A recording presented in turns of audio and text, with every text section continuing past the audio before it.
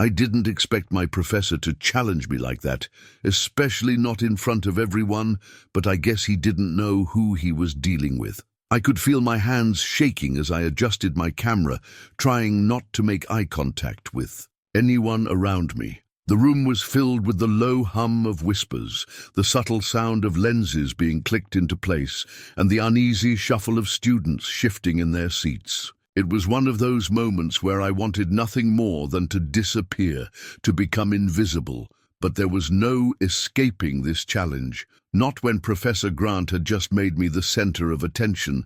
I never thought of myself as a standout kind of person. Sure, I loved photography, loved it with every fiber of my being, but I didn't have the bravado that some of the other students in the class seemed to carry so effortlessly. You know the type. Always the first to raise their hands, never afraid to share their latest genius shot. I was the quiet one, the one who spent hours perfecting every frame, making sure every detail was right. No flashy edits, no attention-grabbing compositions, just raw, real moments captured through a lens. I was a second-year student at a prestigious university, studying photography under the watchful eye of Professor Grant. If you'd asked anyone in the department, they'd tell you that Grant was a legend, a former professional photographer whose work was once celebrated in high-profile exhibitions, now teaching the next generation. But despite his accolades, he wasn't exactly known for his humility. In fact, he had an ego that could fill a lecture hall. Grant prided himself on his ability to weed out the weak. He loved putting students under pressure, throwing them into uncomfortable situations, and testing their creativity on the spot. No one in the class was safe from his critiques, no matter how talented they were, and if you couldn't handle the heat, you were out of luck. He had a way of publicly tearing down students, not out of malice, but as a way to prepare them for the real world. The problem was that I didn't see the world the way he did. While most of my classmates obsessed over technical perfection, over capturing perfectly lit, posed images, I had this quiet obsession with the unnoticed, the subtle details that no one else seemed to care about. I wasn't flashy, I wasn't loud, and I sure as hell wasn't going to be the one to throw my work out for the world to see with a grandiose speech. I just took photos that felt right to me. But in a class like this, where competition was thick, in the air, I couldn't help but feel out of place. When Professor Grant called me out that day, I didn't think much of it. I'd barely made it through the first few weeks of the semester without feeling completely overwhelmed. Most of the students in the class had a technical edge, and they loved showing it off. My photos weren't bad, but they weren't the kind of work that grabbed attention. They were quieter, more subtle.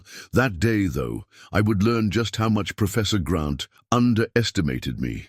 Photography has been part of my life for as long as I can remember. I grew up surrounded by cameras, film rolls, and the scent of developing chemicals, thanks to my mom. She was a photojournalist in her earlier years, traveling the world, capturing stories from places I could only dream of. She taught me the basics when I was in high school, introducing me to the magic of film photography, how every shot mattered, how every frame was a decision, a reflection of the moment. It wasn't the kind of photography you could do quickly. You had to stop, think, and really see what was around you.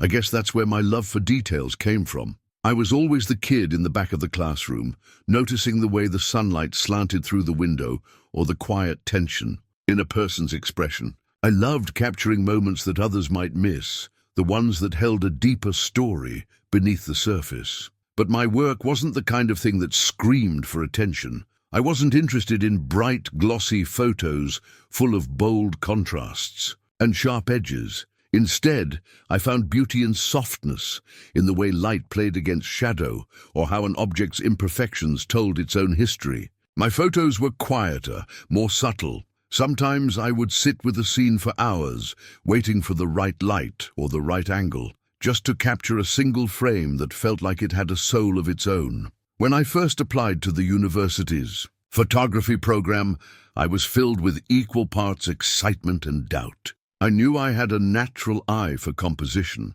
but I was painfully aware that I didn't fit the mold of what a typical photography student looked like. Most of my peers came from backgrounds in visual arts, or they had studied photography for years before applying. Many of them had spent hours mastering techniques, manipulating light in ways I had never even considered. And there I was, an introvert with a camera, uncertain if my quiet approach would ever be enough. I'd kept my head down for the first few weeks of the semester, avoiding drawing too much attention to myself.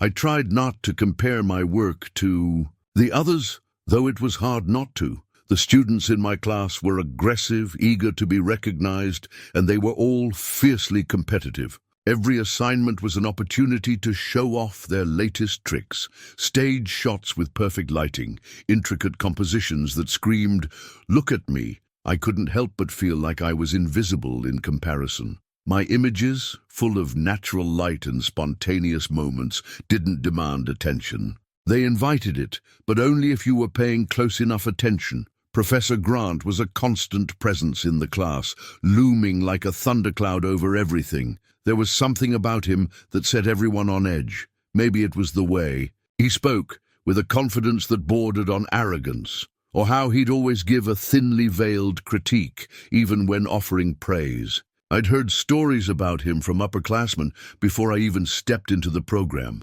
"He'll tear you apart if he thinks you're not cut out for this," one of them had warned me. "Don't take it personally. He does it to everyone." I hadn't taken the warning seriously at first. I figured I could handle it, but as the weeks went by, I started to realize just how intense his teaching style was. The class itself was a strange mix of personalities. There were the show-offs, who thrived under Grant's harsh critiques, using them as fuel to push harder, to stand out. They constantly tried to one-up each other, turning every assignment into a competition. Then there were the quieter students, like me, who kept to ourselves and focused on honing our craft. We were the ones who tended to fade into the background, quietly working away while the others jockeyed for the spotlight. Every class felt like a race. Grant would throw out a challenge, and everyone would scramble to come up with the perfect shot, the most technically flawless image. There was this unspoken hierarchy in the room. If you couldn't produce images that impressed Professor Grant, you were labeled as weak. And if you didn't push yourself to the limit every single time, you were seen as someone who wasn't serious about their craft. But here's the thing. I didn't care about impressing anyone. I didn't care about competing or showing off. I just wanted to capture the world around me in a way that felt real, intimate. To me, photography wasn't about perfection. It was about capturing the essence of a moment, no matter how small. It's not like I didn't care about technique. I understood the basics. I knew the rules. But I also knew that the best photographs were the ones that broke them. I preferred to work with natural light, finding beauty in the soft, hazy glow that came at dusk or in the delicate shadows that played along a wall. While other students obsessed over their gear, experimenting with flashy filters and perfect compositions, I focused on finding the right frame, the right emotion. To me, it was less about creating something that looked good and more about making sure the image felt right. Still, in a class where the standards seemed to be loud, bright, and in your face, my work often felt out of place. I was always the one who took candid photos, shots of people lost in thought, or a solitary object sitting on a table. I would find hidden beauty in the quietest moments, and while I could tell my images had something special about them, I wasn't sure the rest of the class saw it the same way. They'd look at my work and shrug. "It's nice, I guess," they'd say, "but it's kind of understated." Understatement was my thing. But in a class full of people eager to stand out, I sometimes wondered if it was enough. Professor Grant, of course, didn't make things any easier. From the start, he had a certain disdain for students who weren't flashy in their approach. He didn't understand the value of subtlety.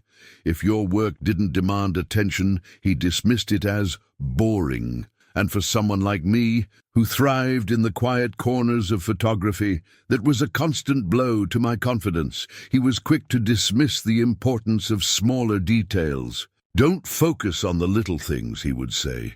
You need to capture the big picture, the drama, the emotion.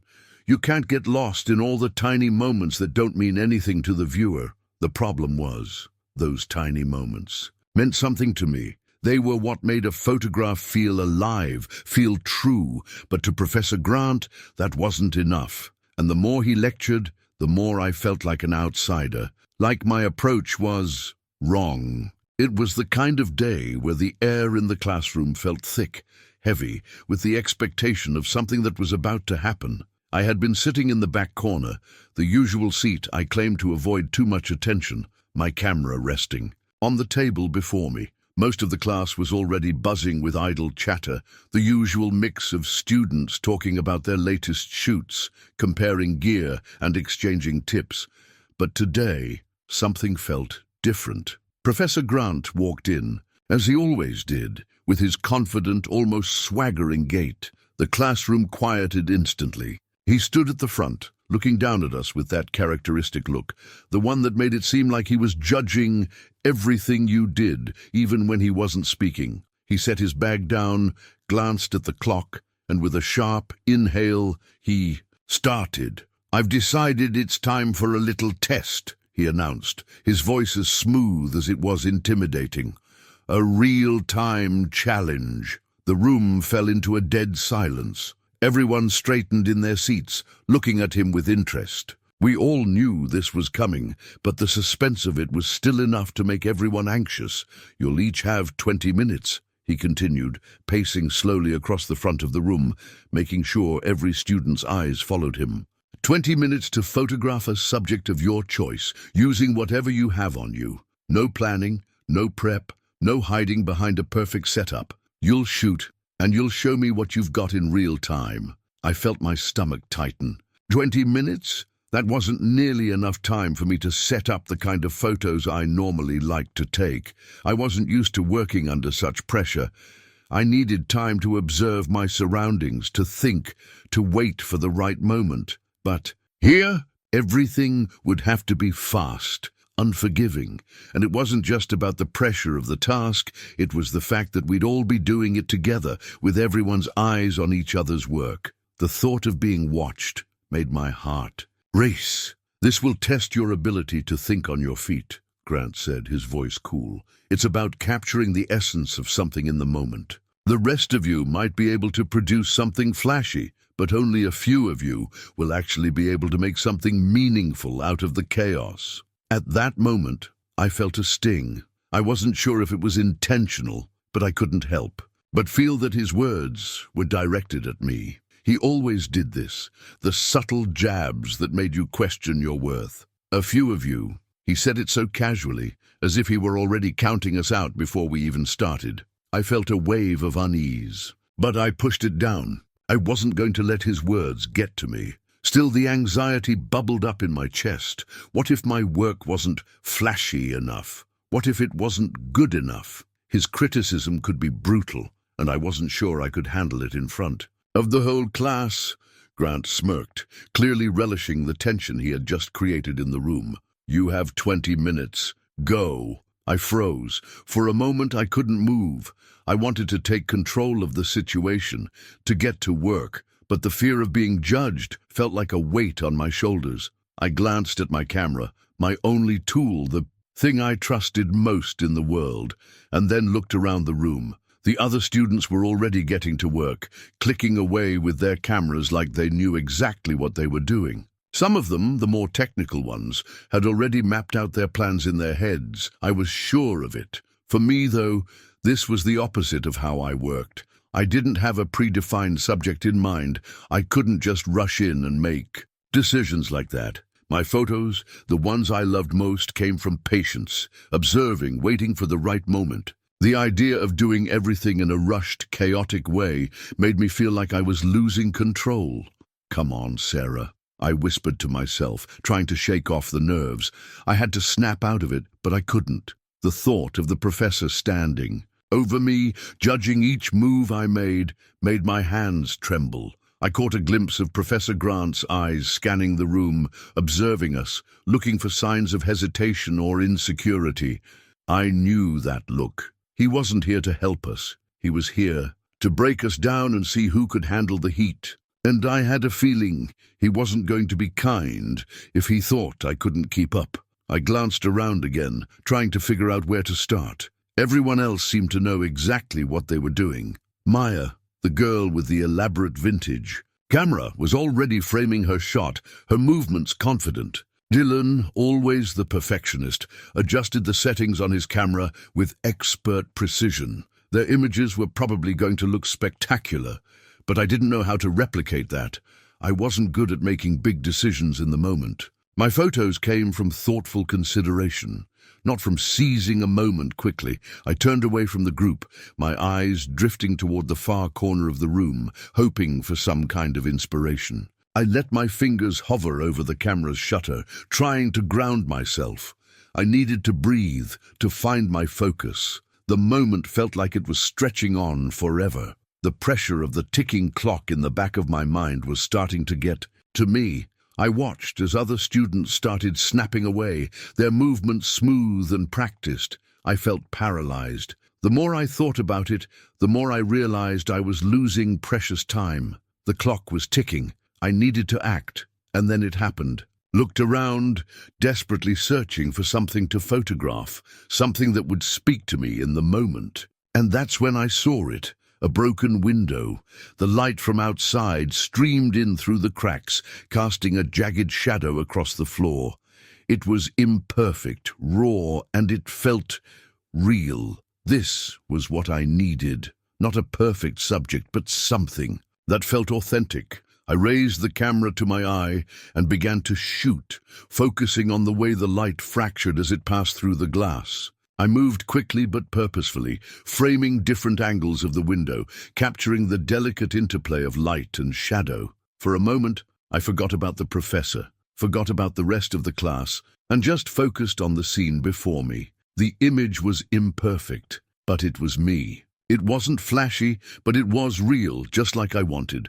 I wasn't sure how long I'd been shooting, but the moment was finally starting to feel right. Just as I was about to move to another angle, I felt a presence behind me. It was Grant. I could feel his gaze on me, intense, unwavering.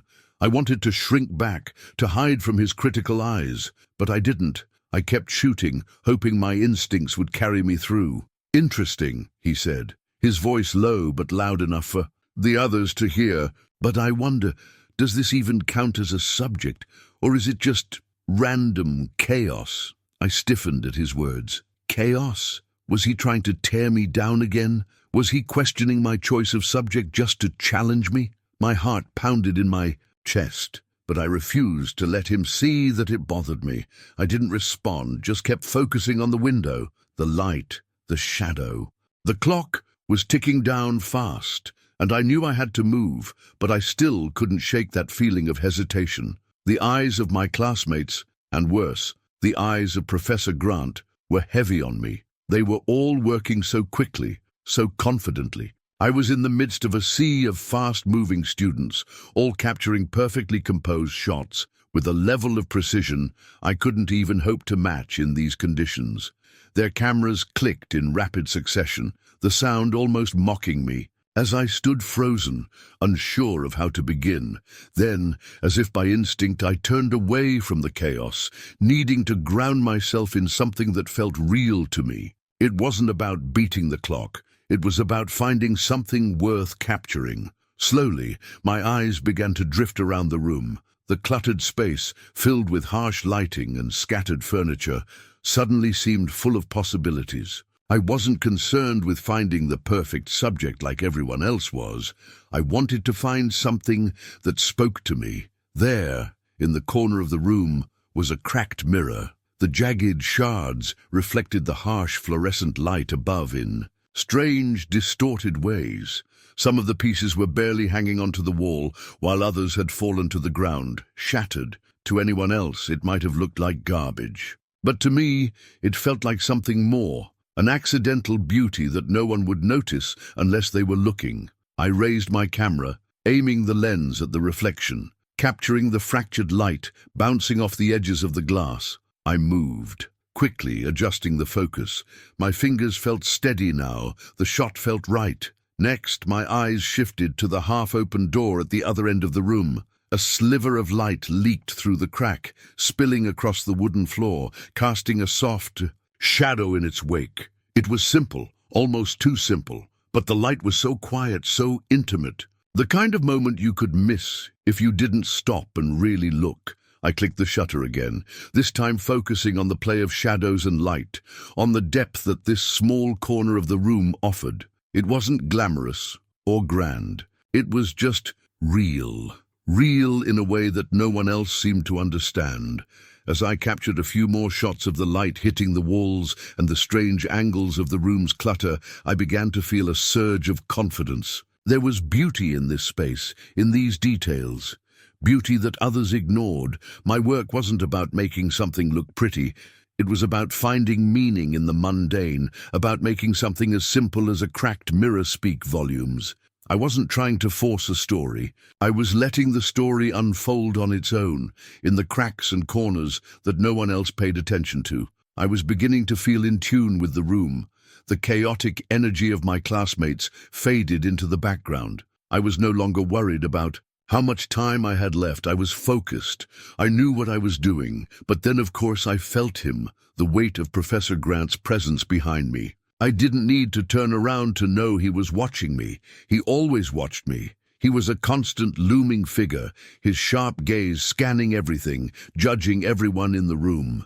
The tension in the air around him was palpable. I couldn't help but feel a knot twist in my stomach as I clicked the shutter again, this time framing the play of light through the cracked window. There was a small smudge on the glass, and I focused on it, the tiny imperfection becoming the focal point of the shot. In my mind, it was a beautiful moment of contrast, the clean, sharp light battling against the imperfection of the world. But as I pressed the shutter, I could feel his eyes on me, searing into my back. Grant moved around the room, making a show of stopping behind a few students, praising their work loudly. "Excellent use of depth," he said to one student. "Very dramatic," he told another. It was clear that he was playing the role of the judge, carefully picking out favorites, lifting them up with praise, while leaving the rest of us to wallow in silence. When he reached my corner, though, there was no praise, just a cold, hard critique. "What are we doing here, Sarah?" His voice rang out, loud enough for the rest of the class to hear. I stiffened, but didn't let it show. "Taking pictures of random bits of junk? Is this the best you can do?" The words hit me like a punch to the stomach, but I refused to. Let them knock me down. I didn't respond to him. I didn't need to. My photos would speak for themselves. Grant, however, wasn't done. He continued, his voice dripping with disdain. "A cracked mirror. A sliver of light spilling through. A door? Come on, Sarah. This is the kind of work that's safe, predictable. Anyone can point a camera at something broken and say it's meaningful." He paused for a moment, letting the words hang in the air. "But it's not. It's just unfocused." The class tensed, the sound of a few suppressed chuckles ringing out from some of the students. I could feel their eyes on me, the way they waited for me to crack under the pressure. But I didn't. I couldn't. Grant's gaze sharpened, and he took another step toward me. "Photography is about capturing real subjects, not abstract nonsense. You need to move beyond these distractions, something with weight, with substance. Find something worth capturing." His words cut deep, but I wasn't going to let them stop me. This was my process, my way of seeing the world. What I captured had meaning, even if it wasn't obvious to everyone else. I didn't need to force a subject or a message into the frame. It was all about finding beauty where others saw none. I had the eye for that, even if Grant couldn't see it. I clicked the shutter again, focusing on the shadow of the door, letting it stretch across the floor. The light bounced off the cracked mirror, casting strange shapes on the wall. I was still in motion, still capturing the energy of the room, even as Professor Grant loomed beside me, his criticisms growing louder. He was relentless, speaking to the class now, trying to make an example of me. "You see, the problem with Sarah's approach is that it's not bold enough. She's too busy looking for things to photograph in the corners, in the quiet spaces. But this is photography. You need to make a statement. Something that grabs the viewer, that hits them in the face. I took a slow breath, my finger still on the shutter. I wasn't going to stop. I wasn't going to let him break me. I knew my work had value, even if it wasn't loud or dramatic. It was real, and sometimes the truth wasn't found in what shouted at you. It was found in the quiet moments, in the details that no one else saw. I focused on the reflection of the light in the broken mirror, the harsh, angular lines, the imperfections. That told a story. This was my truth, and no matter how much Grant tried to mock me, I wouldn't let him take that away. The world didn't have to be perfect to be beautiful. My photos didn't need to be grand. They just needed to be true. I shot again and again, and when I was finished, I didn't care if Professor Grant thought it was safe or predictable. It was mine. The class was silent as I lowered my camera. I could feel the tension in the air, but I refused to look at anyone. I wasn't going to let them see me falter. I wasn't going to let Grant's words stick to me. I glanced at the clock. Only a few minutes left. As I took one last shot, I realized something important. It didn't matter if Professor Grant approved of my work. I was making something real, something that felt right to me. I didn't need his validation. Not anymore. The test was almost over, and the classroom felt charged with anticipation. But for the first time in the entire session, I felt calm. The tension between me and Professor Grant was palpable, but I wasn't going to let it affect me. Not this time. As soon as the words left Professor Grant's mouth, the room shifted. The tension that had been hanging in the air like an electric current now felt tangible. Everyone stood up, shuffling to their computers to upload their photos to the shared drive. The class, once buzzing with the chaos of the assignment, became eerily quiet. It felt like every student was on high alert, bracing for their turn to be scrutinized, all while desperately hoping their work would be the one to impress Grant. Sat still at my desk, my hands folded tightly in my lap, a cold sweat creeping up my spine. The thought of my photos, my quiet, subtle images, being picked apart in front of the class made my stomach churn. My photos didn't have the flashy, wow factor that everyone else's did. They didn't have sharp lines or stunning compositions. They didn't fit the mold of what a great photograph was supposed to look like. I was acutely aware of that as the photos of my classmates flashed on the screen in front of the room. Maya went first. She had snapped a perfectly lit portrait of another student, every detail in sharp focus. The background was a blur of bokeh, the lighting almost clinical in its precision. It was a technical masterpiece, no doubt about it, but there was no heart to it, no real emotional connection. It was the kind of photo that could win awards, but not the kind that would make you stop and think. Next was Dylan, who showed off. A dramatic shot of a falling apple. The way the apple was frozen in mid-air, perfectly framed against a blurred background of trees, was impressive. It was clearly a carefully planned image, executed to perfection. But again, there was something mechanical about it. No real story. Just a beautiful shot of fruit, suspended in time. One by one, the rest of the students presented their work, all of them showing off technically flawless shots. Some were striking in their composition, others were emotionally charged, but none of them had the quiet power of what I had captured. My photos were different, and I feared they might not be understood. The clock was ticking down, and with each student's work being shown, my anxiety grew. I had made the decision long ago that I wasn't going to be loud or flashy, that I wasn't going to force an idea into the frame. But in this room, under Grant's unblinking eye, I wondered if my quiet approach would ever be enough. Finally, it was my turn. I hesitated for a moment before clicking the mouse, uploading my photos to the shared drive. The screen went blank for a moment before my images appeared one by one, flicking across the projector for everyone to see. The room was deadly silent. The first photo appeared, a close-up of the cracked mirror. The sharp lines of the shards reflected, light in odd angles, the pieces suspended mid-reflection, like broken windows to a distant world. The texture of the glass, jagged and imperfect, was emphasized by the soft interplay of light. It was raw, unpolished, A few quiet murmurs broke the silence, but I couldn't make out what they were saying. They were probably confused, maybe even disappointed. The second photo flicked onto the screen, a small patch of sunlight spilling through a half-open door, spilling onto the floor in a pool of soft golden light. The edge of the door frame cut across the image at an angle, the simplicity of the scene belying the way the light seemed to transform it. The moment wasn't dramatic, it wasn't grand, but it was quietly beautiful. And then came the last one, a shot of the peeling wallpaper, the delicate lines of texture in the chipped paint and cracks in the surface telling a story of decay. The imperfections in the wall were captured in high detail,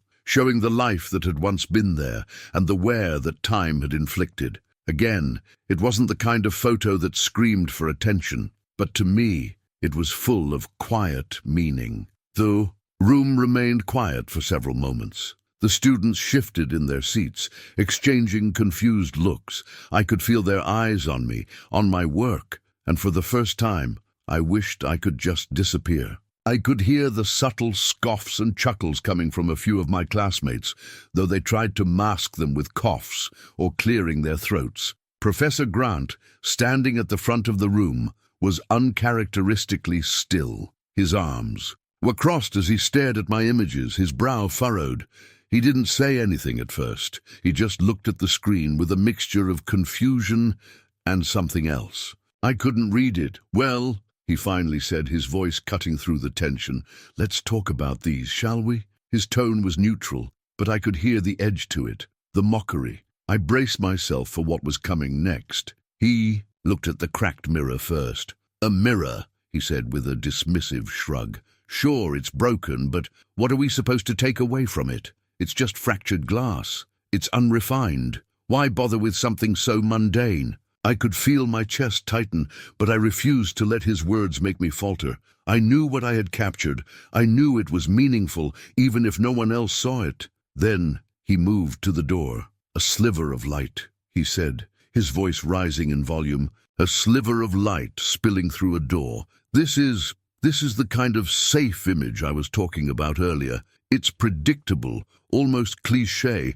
The light is soft, yes, but it's not enough to make a statement. It's too subtle." He shook his head, almost laughing. "It doesn't have the impact that good photography needs." My stomach churned, but I didn't look away. I didn't respond. I kept my hands in my lap, forcing myself to remain calm. Professor Grant moved to the last photo, the peeling wallpaper. He stared at it for a long moment, his face unreadable. He sighed. "And this? What is this supposed to be? A wall? It's just a cracked wall." He gestured to the class, shaking his head. "It's not even photography. It's an image of decay, of neglect. It doesn't evoke anything. It doesn't matter." My heart dropped in my chest as the class began to shift uncomfortably in their seats. I could tell they didn't understand what I was going for. They didn't see the beauty in these small, unnoticed moments. But as much as Grant's words stung, they didn't break me. I refused to let him define my work, but then something unexpected happened. Grant's tone softened slightly, and his gaze flickered back to the images. For a moment he was silent, just staring at them. The mockery in his voice began to fade, replaced with something I couldn't quite place. He wasn't looking at the photos with disdain anymore. Instead, he was studying them, his gaze intense and focused. "Wait a minute," he muttered to himself, almost under his breath. "There's something here." He stepped closer to the projector, leaning in, his fingers tapping against the edge of the desk as he observed the images more closely. "I didn't see it at first," he admitted, his voice softer now. "But they're not what they seem." I sat frozen, watching his shift in attitude unfold before me. The class, still silent, seemed to be holding their breath. "These details," Grant continued, his voice now carrying more respect than ridicule. "These are the things we overlook, the things we dismiss as insignificant. But look closer. The reflection in the mirror, those cracks aren't just marks on glass. They're fractures in time. The light coming through that door isn't just a sliver of brightness. It's the last bit of hope, fighting against darkness." He paused for a moment, looking back at me, as if he'd finally realized something. And this peeling wall, this decay, isn't something to turn away from. It's telling a story of the passage of time, of what's left behind when everything else fades. For the first time, Professor Grant's expression shifted. The E.T. disdain was gone, replaced by a thoughtful, almost humbled look. "These shots," he said slowly, "they mean something. They're quiet, yes, but they're profound. Few people would even notice them, let alone capture them the way you have. You've paid attention to the things others ignore." The class remained silent, taking in his words, some of them visibly shocked. "I'm impressed, Sarah," Grant said, the words coming out with an air of disbelief. "You've found beauty in what others would call flaws, in what most people wouldn't even bother to see. There's genius in that." The room seemed to exhale in unison. The students, who had been quick to laugh at my work earlier, were now silent, processing what Grant had just said. I could feel their eyes on me, no longer mocking but questioning, wondering how they had missed what was so clear now. Professor Grant turned to the class. "This is the kind of work that challenges everything we think we know about photography. Sarah's work isn't flashy, but it's raw, it's honest. It's the kind of photography that doesn't rely on gimmicks or technical perfection. It's about seeing the world in a way no one else does." The weight of his praise hung in the air as the class absorbed it. I didn't need their validation. I didn't need their approval. But hearing Grant say those words, acknowledge the value in what I had created, was a quiet victory in itself. The moment the critique ended, the atmosphere in the room was charged. It wasn't just that I had been acknowledged. No, it was deeper than that. There had been a shift in how everyone in the room saw me, saw my work. The students who had laughed at my safe and predictable images were now quiet, their eyes lingering on me as they packed up their cameras and notebooks. It wasn't a look of ridicule anymore. It was something else, something more respectful. As the class ended and everyone began to file out, I noticed a few students glance my way, then quickly looked down, as if unsure of how to approach me. Maya, who had always seemed to think my work was too understated, walked up to me with a hesitant smile. You really made something out of that cracked mirror," she said, a touch of awe in her voice. "I mean, I didn't get it at first, but now it makes sense. It was so much more than I thought." I smiled softly, but there was no need for me to explain myself. I had never been in it for their approval, but it felt good to be seen, to know that someone finally understood the heart behind what I had been doing all along. Dylan approached next, his usual confidence now tinged with uncertainty. "You know, I always thought it was about getting the perfect shot," he said, his voice thoughtful. "But the way you focused on the little things, like the shadows and textures, it really made me think. It's like you were telling a story, with what most people wouldn't even notice. It was a quiet moment of recognition, but it meant more to me than any loud praise could have. They weren't just acknowledging my talent. They were seeing the way I viewed the world, the way I looked at things others might overlook and found meaning in them. It was humbling. And though I never sought the spotlight, I felt it. It was a victory that came quietly, without the need for grand gestures or praise. But it wasn't just the students who had changed. As I walked toward the door, I caught Professor Grant's eye. Normally, he would be huddling with other students quickly, offering feedback or moving on to his next task. But today, he didn't immediately leave. Instead, he lingered near the projector, his gaze still fixed on my photos, almost as if he were still processing them. I didn't know if he was looking at them through a lens of critique or genuine curiosity. He hadn't approached me directly during the critique, but I could sense something had shifted in him too. I didn't say anything. I just kept walking, feeling the weight of the moment settle into my bones. Later that afternoon, I was in the hallway when I heard footsteps behind me. I turned to see Professor Grant, his tall frame casting a shadow across the dimly lit corridor. He didn't look as imposing as usual. His shoulders were slouched, a slight weariness in his expression that I hadn't seen before. "Sarah," he said, his voice low and almost hesitant, "I wanted to talk to you for a minute." I stopped, uncertain of where this conversation would lead. "Of course, Professor." He gave me a look, as if considering how to phrase whatever he was about to say. "I'll admit I didn't get it at first," he began, his usual confidence absent from his tone. "I thought your work was too quiet, too underwhelming. I was looking for something more dramatic. I thought I knew what made a good photograph, but you made me see things differently." I wasn't sure what to say, but I nodded, keeping my focus on him. For the first time, I saw Grant not as the towering figure who constantly tore students down, but as a man who was genuinely reevaluating what he thought he knew. It felt strange, but it also felt right. "I've spent years teaching technique," he continued, running a hand through his hair, his voice tinged with a hint of self-awareness. "I've always focused on sharpness, composition, the technical side of things. I've trained my students to produce perfect images. But today, I realize that sometimes the best photos come from the things that aren't perfect." He looked at me, his gaze lingering for a moment longer than usual. "Your photos, Sarah, they weren't trying to be anything they weren't. They were honest. You saw something that I, and frankly most of us, would have passed by without a second thought." I blinked, unsure of how to respond.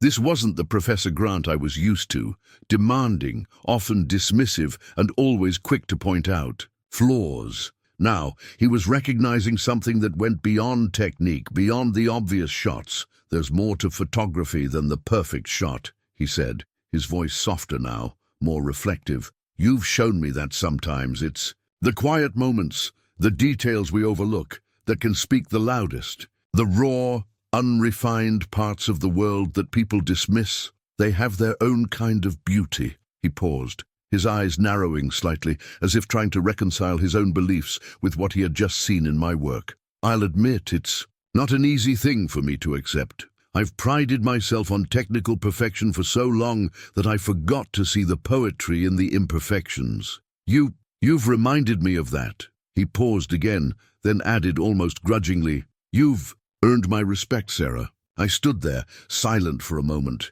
the weight of his words sinking in. I hadn't expected that kind of recognition, not from him. The professor who had once dismissed my work as safe was now saying that I had made him see the world differently. It wasn't a loud victory, but it was a victory nonetheless. "You've got a different way of looking at the world," he continued, his tone thoughtful now, "and that's what sets you apart. I think that's what makes your work special." I didn't know what to say to that.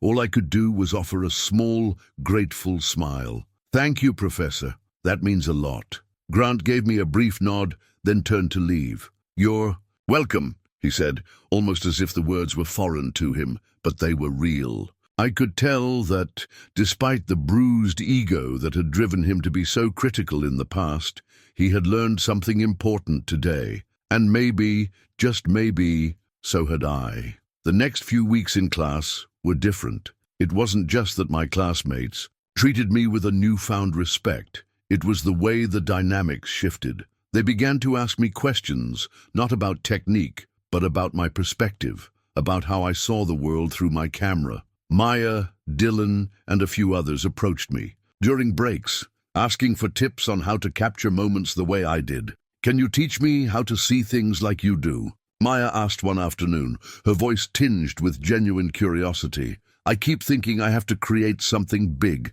something dramatic, but your work, it's like you're finding beauty in the small stuff." It wasn't about getting credit. For my approach, it was about sharing what I had learned and offering my perspective on photography. There was no need for grand gestures anymore. My work, my vision, spoke for itself. And for the first time in a long time, I felt like I had found my place in the class, not as the quiet one in the corner, but as someone whose work had power, even if it was in the most subtle way. Professor Grant, despite his ego, began to ask me more about my process, how I approached photography. At first, it was just passing remarks after class, but eventually it turned into a conversation. He wanted to know how I had arrived at the images I presented that day. He asked me what I saw when I looked at something as seemingly insignificant as a cracked mirror or a peeling wall. I never would have seen it like that. he admitted one day after class. "But now I can't help but look at the world differently. Maybe it's the little things that matter more than I thought." It wasn't just that Grant had respected me more. It was that his understanding of photography had deepened. The professor who had once been all about technical mastery had learned to see beauty in the unpolished, just as I had. And for me, that was the most profound shift of all. My victory wasn't loud. It wasn't about public acclaim or being the star of the class. It was quiet, subtle, and deeply personal. I didn't have to prove myself with flashy photos. My genius came through in the details, the moments no one else thought to notice. And for once, I was seen for who I truly was. As the weeks passed, I began to feel something inside me shift. It wasn't just the validation from Professor Grant or my classmates' newfound respect. It was a quiet, almost imperceptible change that had been brewing within me all along. For the first time in my life, I felt like I had permission to fully embrace my way of seeing the world. I no longer felt the need to apologize for my approach to photography, or to hide behind the shadows of those who thrived on boldness and technique. What had once been a quiet insecurity, a fear that my work wasn't enough, slowly transformed into confidence. I could still hear the echoes of Grant's earlier criticisms in my mind, those words about safe and predictable work, but they no longer had the same sting. His critique had, in a strange way, been the catalyst for me to prove to myself that my vision was valid, even if it didn't fit the conventional mold. I had always found beauty in the overlooked, the small cracks, the fleeting moments that others might ignore, and now I had learned to trust that. Every time I picked up my camera, I felt more attuned to the world around me. I was no longer trying to force an idea into my photos. I was capturing what spoke to me, what moved me in a quiet, understated way. The soft glow of morning light on a dusty windowsill, the subtle reflections in a forgotten puddle, the way the wind shifted the leaves on a tree in a way that felt almost intentional. These were the kinds of details I lived for, the ones that made my heart beat a little faster when I captured them.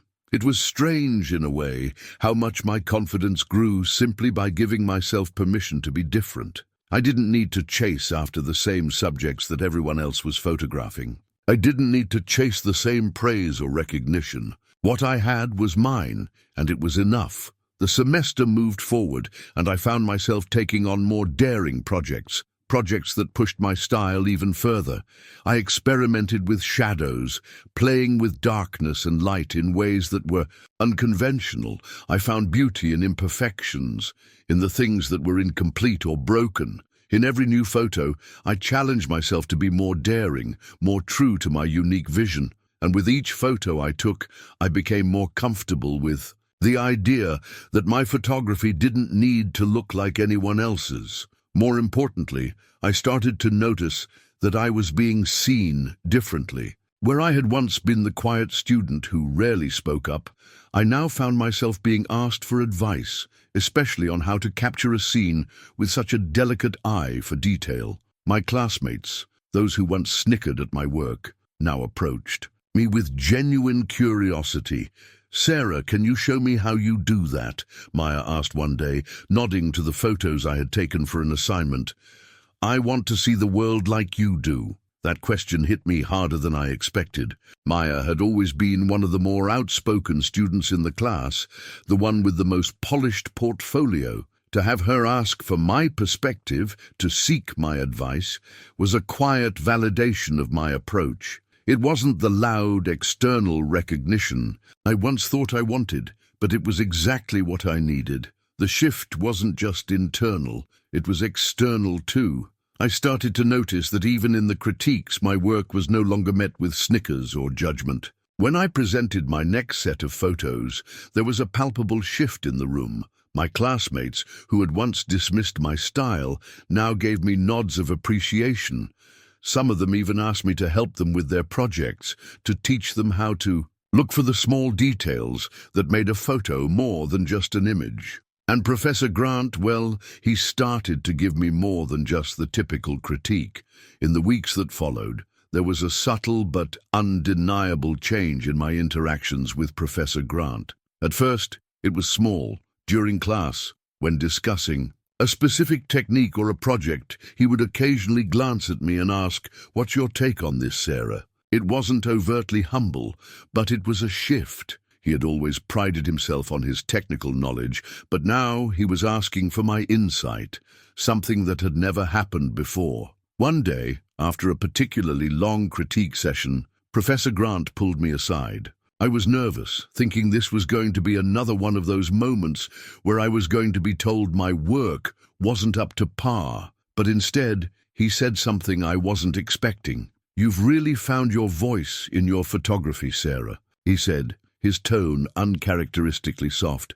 "I've been watching you work and I have to admit I was wrong about you. I've spent so long teaching students to focus on perfection, but your photos show me that there's beauty in the imperfect, in the things we overlook. There's a certain genius to your work, the way you capture the quiet moments. I respect that." His words were more than just a compliment. They were a sign that he had begun to see beyond his own narrow understanding of photography. It wasn't just about technical prowess or dramatic subject matter anymore. It was about finding depth in the unnoticed, finding meaning in the subtleties. For the first time, I felt that Grant had truly seen me for who I was as a photographer. That day, after our brief conversation, I walked out of the classroom feeling lighter. The power dynamic between Grant and me had shifted. It wasn't just that I had earned his respect. It was that we had come to an understanding. He was no longer the towering figure of authority who looked down on my style. Instead, we had found a mutual respect for one another. He had learned from me, just as I had learned from him. We both knew that there was more to photography than what met the eye, and that realization made me feel like I'd finally found my place in the world of photography. By the end of the semester, something incredible had happened. I had earned the respect of my peers, not because I had tried to force myself into a mold, but because I had stayed true to my own vision. My classmates no longer saw me as the quiet one who faded into the background. They saw me as a photographer, with a unique perspective, someone who had something valuable to offer. Professor Grant, too, had changed. While he would never fully shed his ego, he was still Professor Grant after all. He began to offer me more constructive feedback than the harsh critiques I had once received. Our relationship felt more balanced now. He didn't just lecture me on what was wrong with my photos. He asked me about my process, about why I made certain choices in my work. And when he praised my work, it felt earned, not just given. Out of politeness, I had come into the semester unsure of my place, doubting whether my subtle, detail-oriented approach to photography could ever be enough. But I had learned that my perspective was valuable. I had learned that being different wasn't a flaw, it was a strength. By the time the semester ended, I had proven to myself what I had always known deep down. My way of seeing the world was not only valid, it was worthy of respect, and that in itself was the quietest, most powerful victory of all. Looking back on the semester, it's hard to believe how much I've changed. When I first stepped into that classroom, I was overwhelmed, unsure of whether my work would ever be enough to earn the recognition I craved. I spent so much time doubting myself, wondering if my quiet, understated approach to photography was something worth pursuing. The way I saw the world was different from the others, and for a long time, I thought that made me less than. But as the weeks unfolded, I realized that my difference wasn't something to apologize for. It was my strength. I learned that genius often lies in the small, unnoticed details, the moments others overlook, the quiet beauty that exists in the margins. I used to think that in order to be a good photographer, I had to create images that were loud, dramatic, and eye-catching. But what I discovered was that sometimes the best way to prove yourself isn't by trying to make a statement or force recognition. Sometimes the best way to prove yourself is by simply being true to what you see and letting your work speak for itself. The moment Professor Grant began to acknowledge the value in my work, I realized something important. I didn't need to conform to the standards set by others. I didn't have to try to fit into a mold of what was technically perfect or attention-grabbing. My perspective, one that found beauty in cracks, in shadows, in overlooked corners, was just as valid as the work of those who focused on precision or boldness. It wasn't about what was popular or praised.